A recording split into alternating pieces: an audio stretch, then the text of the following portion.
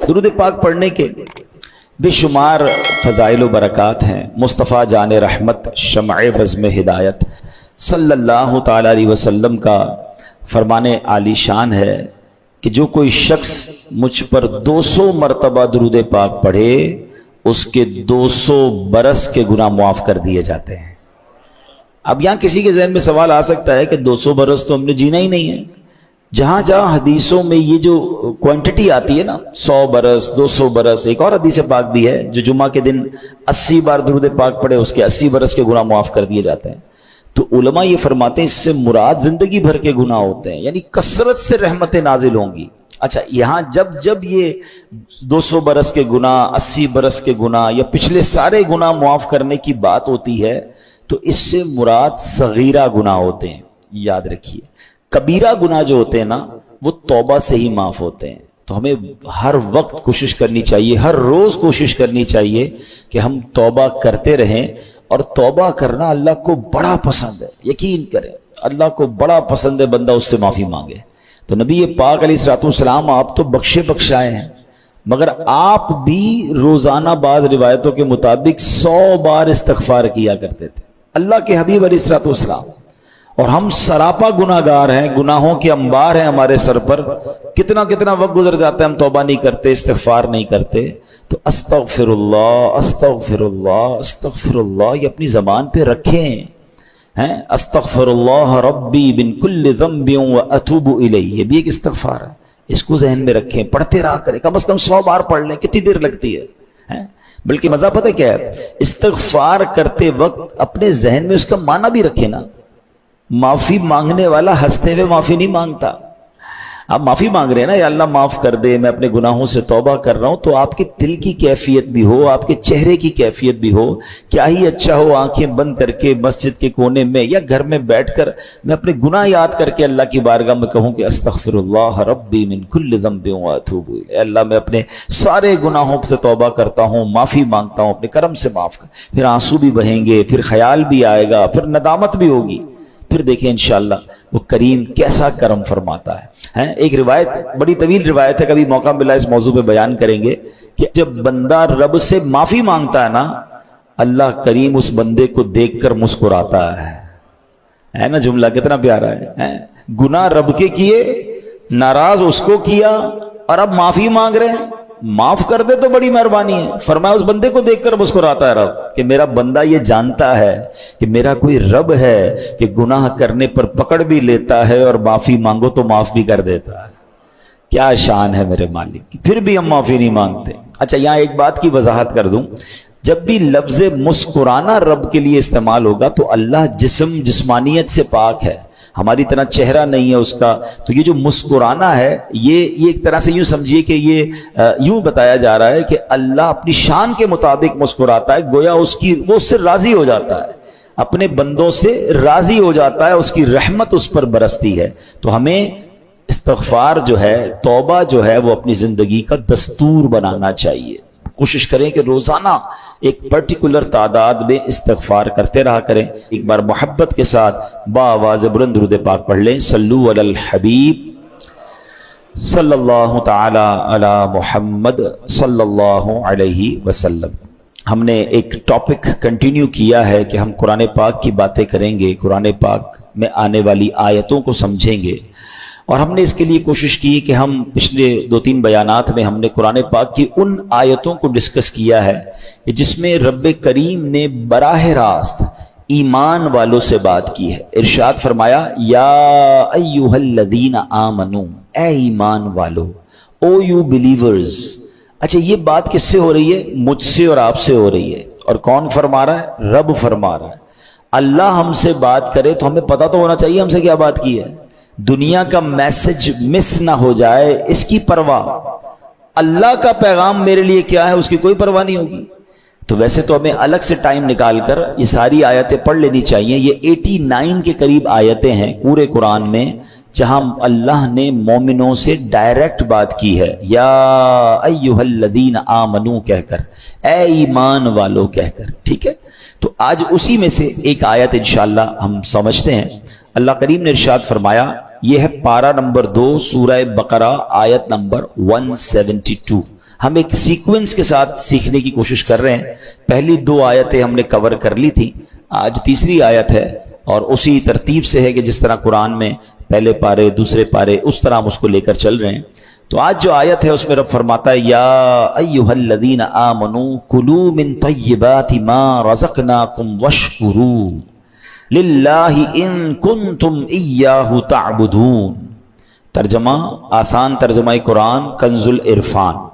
اے ایمان والو, ہماری دی ہوئی ستھری چیزیں کھاؤ اور اللہ کا شکر ادا کرو اگر تم اسی کی عبادت کرتے ہو. کیا خوبصورت آیت ہے. یعنی اس آیت میں ہمیں 2 چیزوں کی گائیڈ لائن دی گئی ہے. کھانا کیا ہے؟ صاف ستھری حلال طیب چیزیں, اور پھر فرمایا اور اللہ کا شکر بھی ادا کرو. تو کچھ اس بارے میں سمجھتے ہیں کہ اس میں رب نے کیا فرمایا ہے. اب یہاں پر ارشاد ہوتا ہے اس آیت مبارکہ میں اللہ تعالیٰ نے اہل ایمان کو رزق حلال اور شکر الہی ادا کرنے کا حکم دیا ہے. حلال و طیب کیا چیز ہے؟ اس سے مراد وہ چیز ہے جو خود بھی حلال ہے, جیسے بکرے کا گوشت ہے, سبزی دال جو ہم چیزیں کھاتے ہیں, اور حاصل بھی حلال ذریعے سے کی گئی ہو, جیسے تجارت کے ذریعے ہو, وراثت کے ذریعے ہو, کوئی تحفہ دے, چوری رشوت ڈکیتی وغیرہ نہ ہو. اب یہاں ایک بات یاد آ گئی, سوشل میڈیا پہ ایک پوسٹ کچھ عرصہ پہلے دیکھی کہ ایک بندہ کہتا ہے بیرون ملک میں وہ کوئی گوشت بیچنے والا تھا یا کوئی کھانے کے سامان بیچنے والا تھا, تو وہ کہتا ہے مسلمان جب بھی میرے پاس آتے ہیں وہ یہ ضرور پوچھتے ہیں کہ یہ حلال ہے کہ نہیں. ٹھیک ہے, تو میرا سوال یہ ہے کہ کیا صرف حلال ذبیحہ گوشت کھانا ہی ضروری ہے, یا جس پیسے سے حلال گوشت خرید رہے ہیں وہ پیسہ بھی حلال ہونا چاہیے؟ رشوت سے کما کر, جھوٹ سے کما کر, دھوکے سے کما کر, ڈکیتی اور چوری سے کما کر, اغوا برائے تاوان کر کے اس کا رینسم, اس کا کڈنیپ کے پیسے لے کر اب میں ڈھونڈنے نکلا ہوں کہ مجھے ان پیسوں سے حلال گوشت چاہیے. تو یقیناً گوشت بھی حلال ڈھونڈنا ہے, کھانا بھی حلال ڈھونڈنا ہے, مگر وہ کھانا بھی حلال پیسوں سے ہے. ہم ایک سائیڈ پر تو بڑے مضبوط ہوتے ہیں, معاذ اللہ کسی بھی مسلمان کو کہہ دیں, اب پتہ نہیں کوئی بالکل ہی ایمان سے خالی ہو جائے تو الگ بات ہے, ورنہ کتنا ہی بڑا گناہ گار ہو اس کو کہیں بھائی سور کا گوشت کھلاؤں گا آپ کو, وہ کیا کہے گا؟ نہیں بھائی ہم مسلمان نہیں کھاتے. بہت اچھی بات ہے, ہمارا ایمان اسٹرانگ ہونا چاہیے. کسی بھی ناجائز اور حرام گوشت کو نارملی مسلمان پتہ چل جائے پھر نہیں کھاتے. بہرحال آج کل تو یہ بھی بڑا معاملہ ہے, بولنے کو جی بھی نہیں چاہ رہا کہ یہ بھی احتیاط اب ختم ہوتی جا رہی ہے, خاص طور پہ جو انٹرنیشنل ٹریولرز ہیں. پہلے تو احتیاط کرتے تھے, اب آہستہ آہستہ دیکھ رہے ہیں بس ٹھیک ہے یار چلتا ہے, تھوڑا سا پوچھ لیا حلال لکھا ہوا ہے نا. اب آپ کو کیا بتائیں کہ حلال تو تھیلیوں پہ چھپا ہوا ہوتا ہے, اس میں کچھ بھی بھر دیں آپ. کئی چیزیں ایسی ہیں جس میں حلال لکھا ہوا ہوتا ہے, جس میں حلال لکھنے کی ضرورت ہی نہیں ہے. اب پانی کی بوتل پر حلال لکھا ہوا ہے, چپس کے پیکٹ پہ حلال لکھا ہوا ہے, بسکٹ کے پیکٹ پہ حلال یعنی آپ ذبیحہ والی چیز پر حلال لکھیں. اب تو کیونکہ کچھ جگہوں پر انٹرنیشنل قانون بن گیا ہے کہ حلال کی سٹیمپ ہوگی تو ہمارے ملک میں آ سکے گا, تو ہر چیز پر حلال لکھ دیا. لیکن اس حلال کے پیچھے وہ حلال ہے کہ نہیں, تھوڑی بہت معلومات تو ہونی چاہیے, تھوڑی بہت تو فکر ہونی چاہیے. کئی ملکوں میں حلال کہہ کر بھی حرام بیچا جا رہا ہوتا ہے, لیکن لوگوں کو فکر نہیں ہے, بس ٹھیک ہے بھوک لگی کھانا کھا لیا. حالانکہ ان کے لیے مشورہ یہ ہے کہ کسی بھی ملک میں جا کر آپ پر مرغی اور یہ گوشت کھانا واجب نہیں ہے. آپ سبزی کھا سکتے ہیں, اللہ نے ہمارے لیے ایک ایسی خوراک رکھی ہے جس کا حلال حرام کا مسئلہ نہیں ہے. ٹھیک ہے نا, آپ جناب اس میں فش کھا سکتے ہیں, لیکن بس شوق بھی بہت ہے اور فکر بھی نہیں کرنی ہے. لیکن قرآن کیا کہتا ہے؟ اے ایمان والو رزق حلال کھانا ہے, صاف ستھری چیزیں کھانی ہے, حلال طیب رزق کھانا ہے. تو بہرحال یہ بات ہمیں سمجھ آئی, اور رزق حلال کس قدر برکت والا کھانا ہے, اور حرام کھانا جو ہے وہ عذاب الہی کو دعوت دیتا ہے, چاہے وہ حرام روزی سے کھایا ہے یا حرام گوشت یا حرام چیز کھائی ہے, شراب پی ہے یا معاذ اللہ وہ گوشت کھایا جو ذبیحہ نہیں ہے, تو اس کی کتنا برا کام ہے. اب ذرا قرآن مجید فرقان حمید میں ایک اور جگہ رب ارشاد فرماتا ہے یا ایھا الناس کلوا مما فی الارض حلالا طیبا ولا تتبعوا خطوات الشیطان انہ لکم عدو مبین. قرآن کہتا ہے اے لوگو جو کچھ زمین میں حلال پاکیزہ ہے اس میں سے کھاؤ, اور شیطان کے راستوں پر نہ چلو, بے شک وہ تمہارا کھلا دشمن ہے. تو یہ بار بار قرآن کہہ رہا ہے حلال کھانا ہے, حلال کھانا ہے. حرام کھانا یہ ساری روحانیت کو برباد کر دیتا ہے. یاد رکھیے جس کے پیٹ میں حرام کا لقمہ جائے نا اس کی دعائیں قبول نہیں ہوتی, اس کی عبادتیں قبول نہیں ہوتی. لیکن لوگوں کو یہ فکر ہی نہیں ہے. اچھا میں دوبارہ وہی بات کروں گا, میرے سامنے جو آڈینس ہے 99.99% لوگ حرام کھانا نہیں کھاتے. کون سا حرام؟ جو پکنے میں حرام ہے یا گوشت حرام ہے. مگر کیا اتنی احتیاط میں اس روزی کمانے میں کر رہا ہوں کہ جس روزی سے، جس پیسے سے میں وہ کھانا خرید رہا ہوں؟ میں خرید تو حلال بکرے کا گوشت رہا ہوں، میں خرید تو حلال سبزی رہا ہوں، میں خرید تو حلال چکن رہا ہوں، مگر جن پیسوں سے خرید رہا ہوں وہ بھی حلال ہونے چاہیے نا، ورنہ تو کھانا پھر حرام ہو گیا، روزی پھر حرام ہو گئی. ہم جتنا کانشیس، اگر آپ کو کوئی کہے کہ آپ کے محلے میں ایک غیر مسلم ہے جو چکن بیچ رہا ہے، آپ جائے نہیں لیں گے اس سے. عام مسلمان جو بے نمازی ہے وہ بھی نہیں لے گا. پتہ چل جائے کہ بھائی یہ ماد اللہ حرام گوشت ہے، ہم نہیں لیں گے. بھائی یہ فلاں چیز میں شراب ملی ہوئی، ہم نہیں لیں گے، جو شرابی نہیں ہے. لیکن جتنا کانشیس خریداری میں حرام کو چیک کرنے میں کچھ لوگ ہوتے ہیں، ہمیں اسی طرح اپنی روزی میں بھی تو احتیاط کرنی ہے نا، کہ میں اپنے بچوں کو کوئی حرام روزی تو نہیں کھلا رہا. میں دو واقعات آپ کو سناتا ہوں، حرام روزی کی تباہ کاری اور حلال روزی کی برکت. پہلے حلال روزی کی برکت سنو. حضرت سعد بن ابی وقاص رضی اللہ تعالیٰ عنہ، یہ کون سے صحابی ہیں؟ یہ عشرہ مبشرہ میں سے ہیں. عشرہ مبشرہ کون ہوتے ہیں؟ یہ وہ 10 صحابہ ہیں جن کو نبی پاک نے ان کی زندگی ہی میں جنت کی بشارت عطا فرما دی. ویسے تو ہر صحابی جنتی ہے، مگر یہ کتنے لکی ہیں کہ زبان مصطفیٰ صلی اللہ تعالی علیہ وسلم سے میرے آقا نے ان کو جنت کی بشارت عطا فرمائی. عشرہ کہتے ہیں 10 کو، مبشرہ کہتے ہیں خوشخبری والے. یہ وہ 10 ہیں کہ جن کو اتنی بڑی گڈ نیوز مل گئی کہ وہ زندگی میں نبی پاک نے فرمایا تم جنتی ہو. حضرت سعد بن ابی وقاص از ون آف دیم. 4 تو خلفائے راشدین ہیں ہمارے، ٹھیک ہے، 5ویں یہ ہو گئے، 5 مزید بھی ہیں. حضرت سعد بن ابی وقاص نے سرکار دو عالم صلی اللہ تعالی علیہ وسلم سے ایک بڑا کمال کا کویسچن کیا. یقین کریں ایسا سوال ہے، میں آپ کو بتاؤں تو آپ بھی کہیں گے یار اس کا جواب فوری بتائیے. سوال کیا تھا؟ وہ کہتے ہیں یا رسول اللہ صلی اللہ تعالی علیہ وسلم، آپ دعا فرمائے اللہ سے، اللہ تعالیٰ مجھے مستجاب الدعوات کر دے. What is the meaning of مستجاب الدعوات؟ یعنی بندہ جو دعا کرے اس کی دعا قبول ہو جائے. اب مجھے بتاؤ یہ کتنا بڑا انعام ہے. اگر یہ ہم میں سے کسی کو مل جائے تو سارے مسئلے حل ہو گئے نا. پرابلم ہوگی، بیماری ہوگی، قرضہ ہوگا، واٹ ایور پرابلم، میں نے دعا کرنی ہے اور مسئلہ حل ہو جانا ہے. سبحان اللہ، مستجاب الدعوات. تو پیارے آقا علیہ الصلوۃ والسلام نے کتنا پیارا جواب دیا. کوئی بہت لمبا چوڑا جواب نہیں دیا. نبی پاک نے یہ نہیں فرمایا سعد اتنے روزے رکھو، اتنی نمازیں پڑھو، اتنے سجدے کرو، اتنے صدقے دو، اتنا لمبا مجاہدہ کرو، پھر جا کے تم مستجاب الدعوات بنو گے. نہیں، ون لائنر آنسر فرام رسول اللہ صلی اللہ تعالی علیہ وسلم. آپ فرماتے ہیں اے سعد اپنی خوراک پاک کر لو، مستجاب الدعوات ہو جاؤ گے. بس یہ فارمولہ آج سیکھ جائیے. قرآن کا پیغام بھی یہی تھا کہ اے ایمان والو حلال کھاؤ، اور حلال کھاؤ گے تو ملنا کیا ہے؟ مستجاب الدعوات بن جائیں گے. مسئلے حل ہو گئے نا. میں کیوں جاؤں گا کسی اور سے دعا کرانے جب خود ہی مستجاب الدعوات بن جاؤں؟ تو اپنی غذا پاکیزہ کرنی ہے، اپنی کمائی پاکیزہ کریں، اپنا کھانا پاکیزہ کریں، اپنے لقمے پاکیزہ کریں.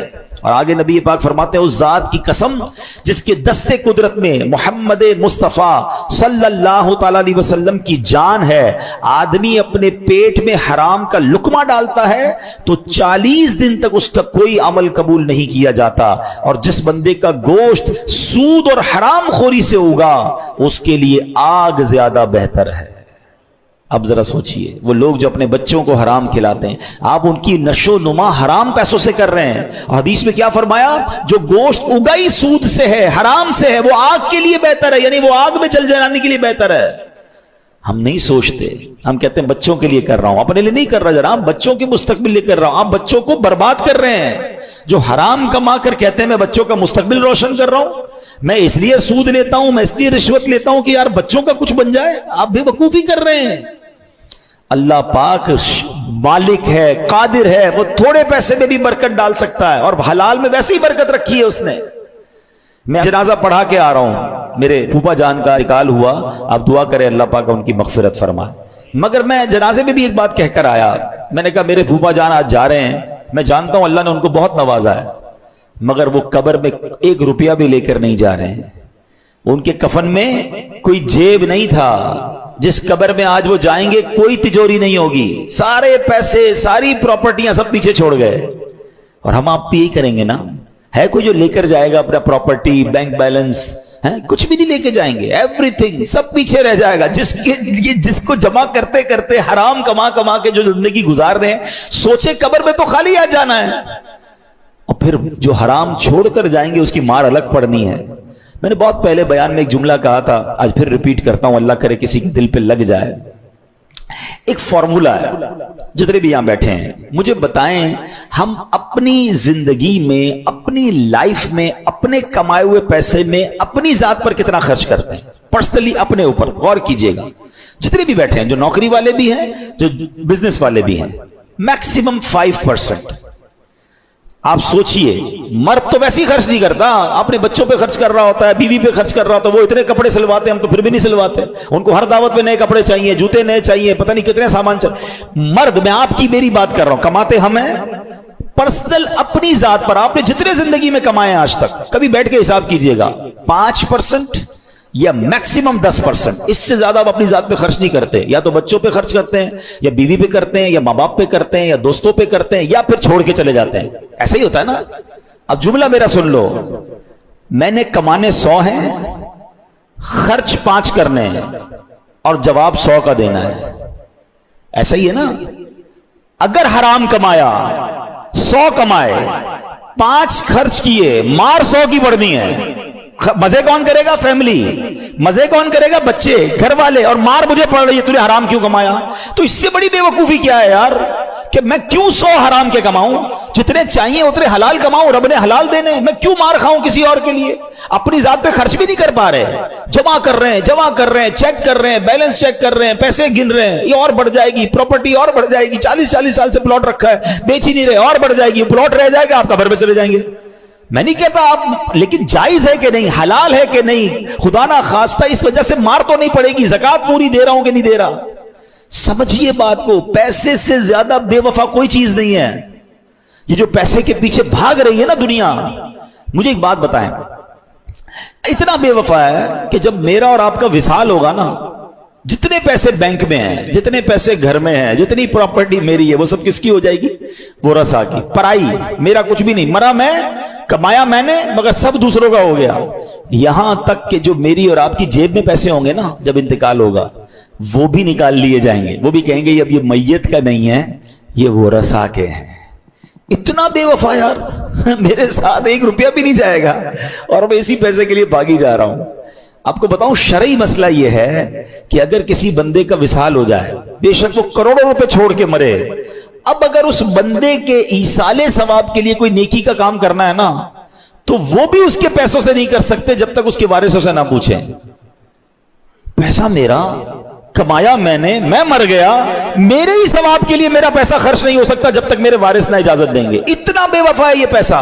तो अकल क्या कहती है कि इसी पैसे को हलाल से कमाऊं और अपनी जिंदगी में ही अपने पैसे को ऐसी जगह खर्च करके जाऊं कि मैं कब्र में जाऊं तो मुझे कयामत तक सवाब मिलता रहे।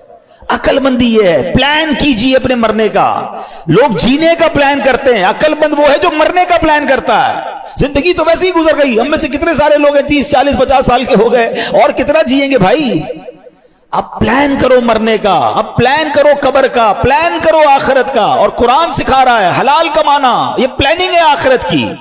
और अगर अल्लाह ने दिया है तो उसको ऐसी जगह इन्वेस्ट कर दो कि मैं रहूं ना रहूं, मुझे कयामत तक सवाब मिलता रहे। और मुझे और आपको शरीयत ने इख्तियार दिया है कि हम अपनी वसीयत कर सकते हैं। हाँ, ऑलमोस्ट 1/3 ऑफ योर वेल्थ, 1/3 आप वसीयत करके जा सकते हैं कि मेरे मरने के बाद 1/3 पैसा मेरा जो है वो अल्लाह की राह में दिया है, फला मस्जिद में दे दें, फला तंजीम को दे दें, फला नेकी के काम में खर्च करें, यतीम खाने।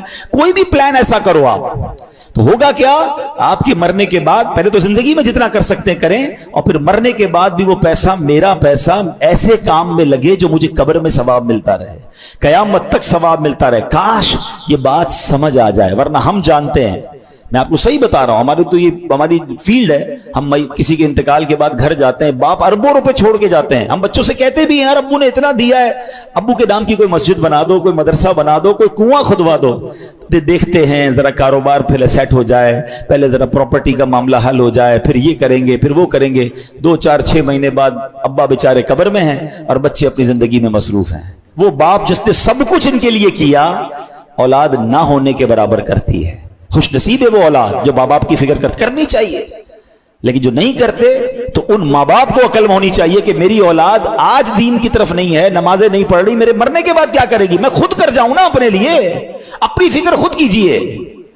تو بہرحال میرے پیارے اسلامی بھائیو، حرام روزی سے بچنا ہے. میں نے حلال کی فضیلت بتائی کہ مستجاب الدعوات بننے کا فارمولہ نبی پاک نے کیا فرمایا کہ اے سعد اپنی غذا پاکیزہ کر لو تو مستجاب الدعوات ہو جاؤ گے.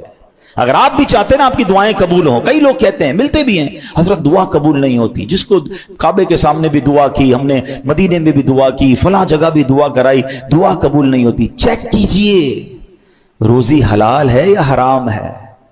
ایک اور واقعہ سناتا ہوں. حضرت موسیٰ علیہ نبینا علیہ الصلوۃ والسلام نے ایک بار ایک شخص کو دیکھا، وہ بڑا رو رہا تھا، یا اللہ یا اللہ یا اللہ میری دعا قبول کر لے. اچھا، حضرت موسیٰ تو کلیم اللہ ہے نا، آپ تو اللہ سے بات کرتے تھے.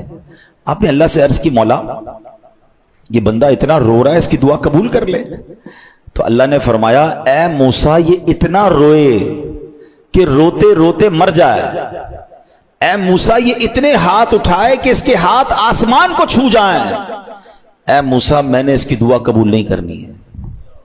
حضرت موسیٰ ریکویسٹ کر رہے ہیں اور جواب کیا آ رہا ہے؟ یہ روتے روتے مر جائے، ہاتھ آسمان تک بلند کر لے، اس کی دعا قبول نہیں کرنی. کہ یا اللہ ریزن کیا ہے، وجہ کیا ہے؟ ارشاد فرمایا، اے موسیٰ جو یہ پہنتا ہے وہ حرام ہے، جو وہ کھاتا ہے وہ حرام ہے، جو کماتا ہے وہ حرام ہے. تو کعبے پر جانا، مدینے جانا، مخصوص اور مبارک ایام اور اوقات میں دعا کرنا جبھی قبول ہوگا جب روزی حلال ہوگی. ہم اس فارمولے کو بھول رہے ہیں. ہمیں یہ یقین کرنا ہوگا کہ میرا رب حلال روزی میں برکت ڈالنے پر قادر ہے. ہمیں یہ اطمینان لانا ہوگا. ہم سمجھتے یار حرام نہیں کماؤں گا تو پیچھے رہ جاؤں گا، سب آگے بڑھ گئے میں پیچھے رہ گیا، میرا بنگلہ کیسے بنے گا؟ ارے بھائی بنگلہ بنا ہوا ہے مگر سکون نہیں ہے، تو کیا کرنا ہے اس بنگلے کا؟ ہم جانتے ہیں اس کروڑ اربوں پتی کو، پیسے بہت ہے، کھانا نہیں کھا سکتے ہیں، ڈاکٹروں نے منع کر دیا ہے، وہ اپنا واش روم نہیں کر سکتے. تو کیا پیسہ ہی سب کچھ ہے؟ آپ کو اللہ نے پیسہ نہیں دیا، صحت دی ہے. خدا کی قسم اب تو دنیا کے بھر کے لوگ کہتے ہیں کہ صحت سے بڑھ کر ویلتھ ہی کوئی نہیں ہے.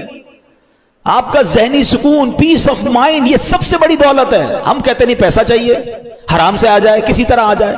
کئی پیسے کمانے، حرام کمانے والوں کو دیکھا رات سوتے نہیں ہیں، ان کو ٹیبلٹ کے بغیر نیند نہیں آتی، ڈپریشن الگ چل رہا ہے ان کا. ارے کیا کرنے ایسے پیسے کو؟ آپ سکون کی نیند سوتے ہو، اس سے اچھی کون سی نعمت ہے؟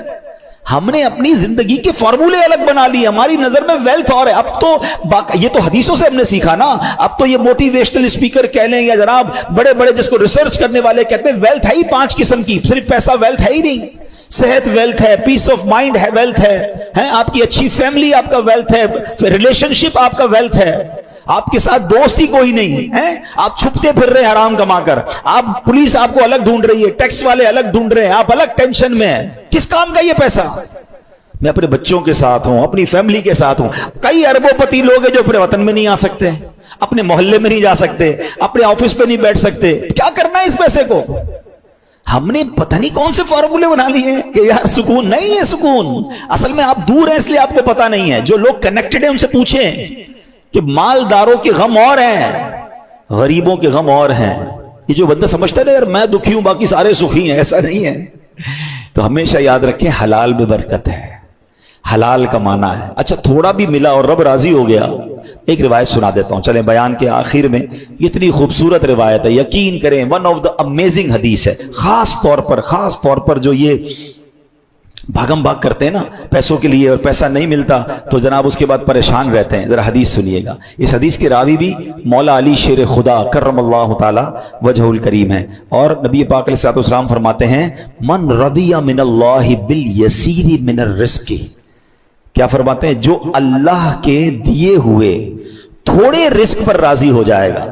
پیسے تھوڑے ملے، رزق تھوڑا ملا. سنو آقا فرماتے ہیں جو اللہ کے دیے ہوئے تھوڑے رزق پر راضی ہو جائے گا رضی اللہ منہ بالقلیل من عملی، اللہ پاک اس کے تھوڑے عمل پر راضی ہو جائے گا.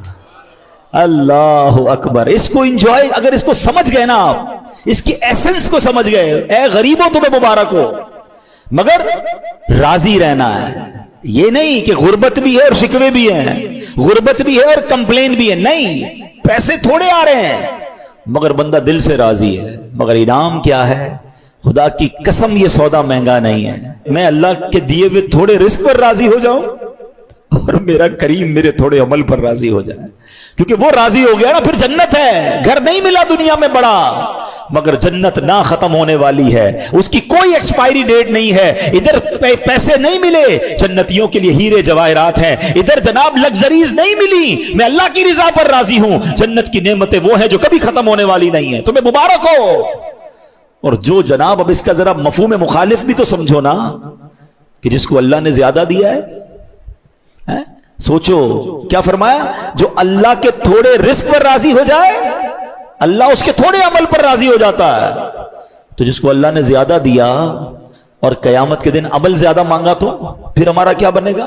ہے ہمارے پاس جواب؟ عمل ہے ہمارا زیادہ، بلکہ ادھر تو معاملہ اور الٹا ہے، غریب آدمی زیادہ نیکیاں کر رہا ہے نارملی، اور امیر آدمی جس کو اللہ نے بہت نوازا وہ اور نیکیوں سے دور ہو گیا۔ ہونا کیا چاہیے تھا کہ جتنا اللہ عطا فرماتا اتنا میں اور عبادت کرتا، اور شکر کرتا، اور سجدے کرتا۔